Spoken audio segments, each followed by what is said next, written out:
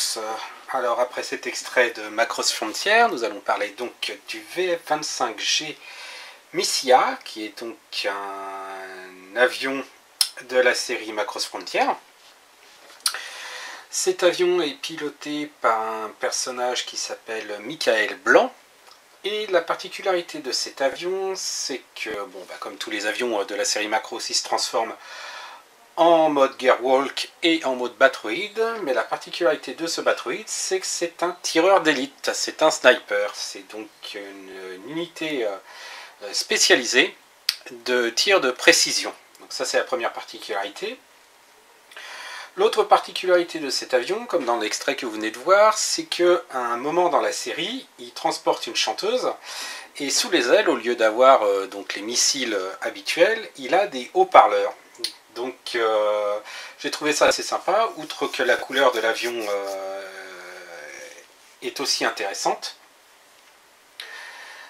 J'ai donc fait ce kit il y a quelques temps. Alors malheureusement je n'ai plus la boîte, là j'ai récupéré, j'avais conservé l'illustration de la boîte parce que je la trouve vraiment très très sympa, les couleurs et autres. Mais je n'ai plus la boîte. Cependant, je peux vous dire que le kit a été édité en 2013. Donc c'est un kit qui est relativement récent. Et qu'à l'époque, il valait 2500 yens, je crois. 2500 yens, oui, ce qui donne en gros 23 €, 24 €. Je vous propose qu'on regarde la notice.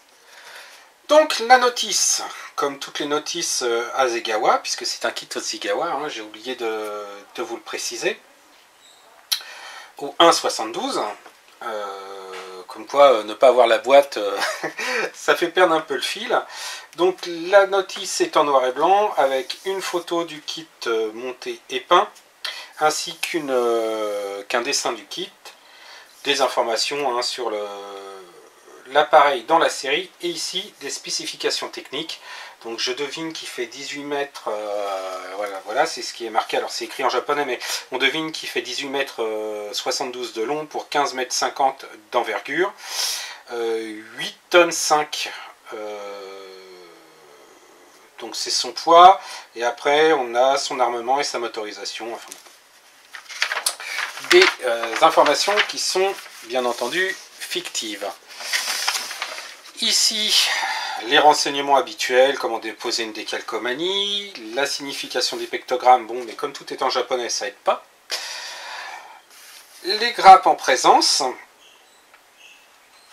Et donc, on voit qu'il y a peu de pièces non utilisées. Il y en a 2 ici et quelques-unes ici sur une grappe qui est donc consacrée aux pièces transparentes. Et ici, vous avez l'ensemble des peintures à utiliser avec les références de la gamme Hobbycolor, qui sont donc des peintures acryliques que l'on peut diluer à l'eau. Donc ce type de peinture-là. Très très bien si vous peignez à l'aérographe, dilution à l'eau ou à l'alcool ménager, hein, pas la peine d'utiliser le diluant de la marque. Cependant, au pinceau, c'est déjà un peu moins bien. Peut-être que je ferai un sujet un de ces jours sur les peintures. On verra ça. Le montage par lui-même, donc on commence par monter le cockpit, donc le siège du pilote, les instruments de navigation, le siège du passager, donc, qui se place derrière. Donc généralement, quand on a des éléments en pointillés comme ça veut dire que c'est optionnel, hein. Donc, siège passager optionnel, et a priori, cette pièce-là ne serait à poser que dans le cas où on a le siège passager. Ensuite, on assemble les 2 grosses parties après avoir inséré le cockpit, l'articulation pour les ailes. Donc là, on voit quand même que le fuselage ainsi que le nez de l'appareil sont en un seul morceau, avec une ligne de jointure qui est sur le long de l'appareil, mais en réalité pas très gênant, elle n'est pas très voyante, il n'y a que vraiment sur le nez de l'appareil qu'il faudra poncer. Ici, la tête du robot, et là, en petit, ce qu'il faut faire si on n'utilise pas la deuxième place. Donc en effet, il y a une pièce plus grande qui obstrue l'endroit où se trouve le deuxième siège. Ensuite,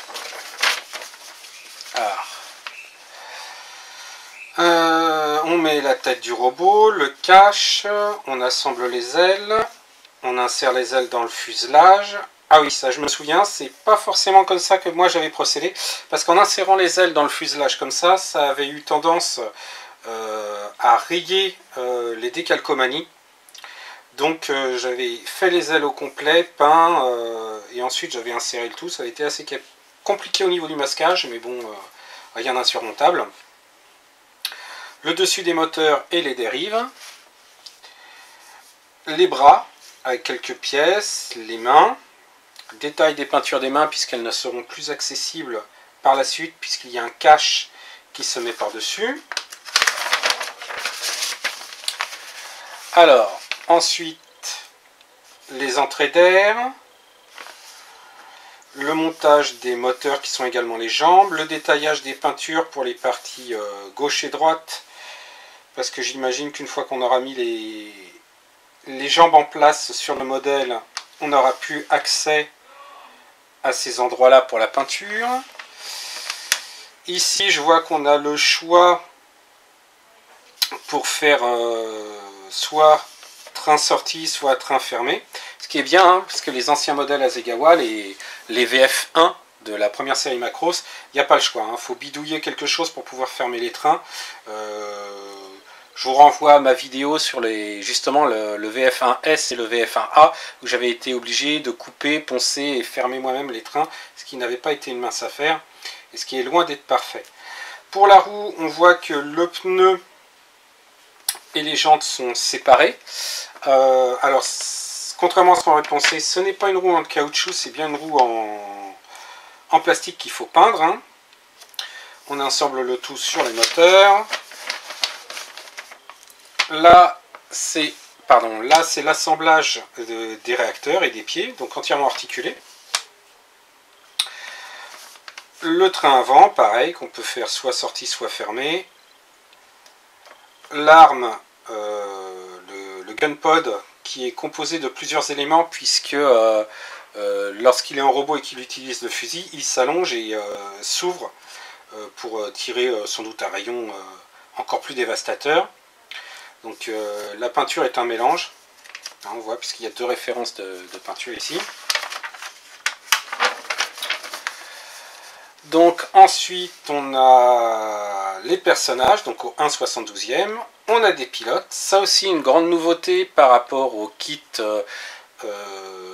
du VF1 de Macross, hein, de la première série, puisqu'il n'y avait pas de pilote, il fallait acheter un kit supplémentaire pour avoir le pilote et des missiles, tandis que là on a le pilote, donc Michael Blanc, et la chanteuse Roncalli, que vous avez pu voir dans l'extrait vidéo au début de cette vidéo aussi.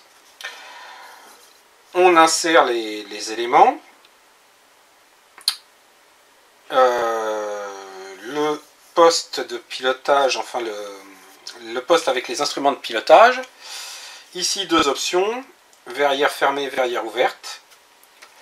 On assemble les haut-parleurs et on les colle sous les ailes. Et ensuite, on a la planche de décalcomanie, donc qui demande beaucoup de temps. Il y a énormément de marquages, dont certains assez délicats à poser, hein, notamment ceux sur le bord du fuselage, là, qui sont en plusieurs parties et qui ne sont pas évidents à ajuster. Et si vous le souhaitez, vous avez également la possibilité de retirer les haut-parleurs et de les remplacer par une batterie, donc par 2 x 3, voilà, donc 6 missiles sous chaque aile, si vous le souhaitez. Voilà, je vous propose de voir le résultat en vidéo. Là, le résultat, monté et peint. Donc, comme je vous expliquais, hein, un modèle bien sympa à faire, peu de lignes de construction de visibles. Les principale difficulté, ça a été l'application des décalcomanies ici, puisque Hasegawa a des décalcomanies relativement épaisses, donc il a fallu appliquer de multiples couches de produits assouplissants sur les décalcos, et ensuite j'ai recreusé avec un cure-dent toutes les lignes de structure. Je vais essayer de vous montrer ça. Voilà, pour que le panel line se fasse. Voilà, sinon pas de... C'est un kit relativement bien pensé. Justement, en parlant des lignes de construction, l'assemblage du fuselage se fait sur cette ligne-là. Donc la majeure partie est masquée soit par le profilé de l'avion, soit par la décalco. Il n'y a vraiment que le nez là qu'il a fallu mettre de la putty et poncer. Également sur cette zone-là, là, au bord de l'aile. Hier, la décalco a craqué avec le temps.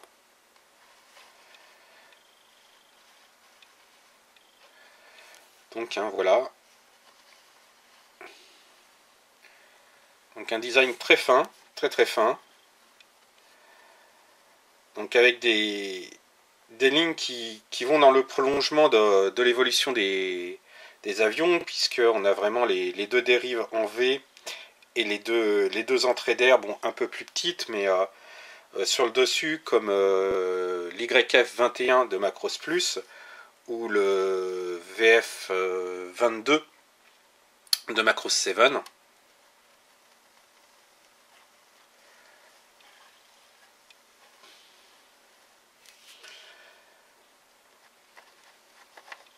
Donc, comme toujours, hein, Hasegawa, donc énormément de lignes de structure, un kit bien pensé qui s'assemble de manière logique et relativement aisée.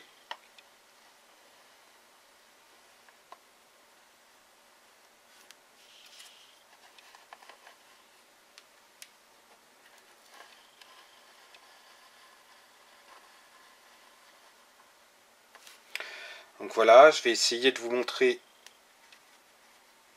le dessous.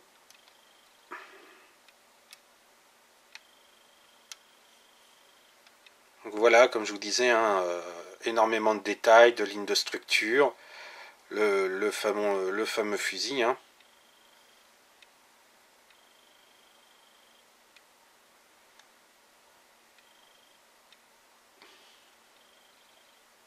Donc pour peu qu'on soit un peu soigneux,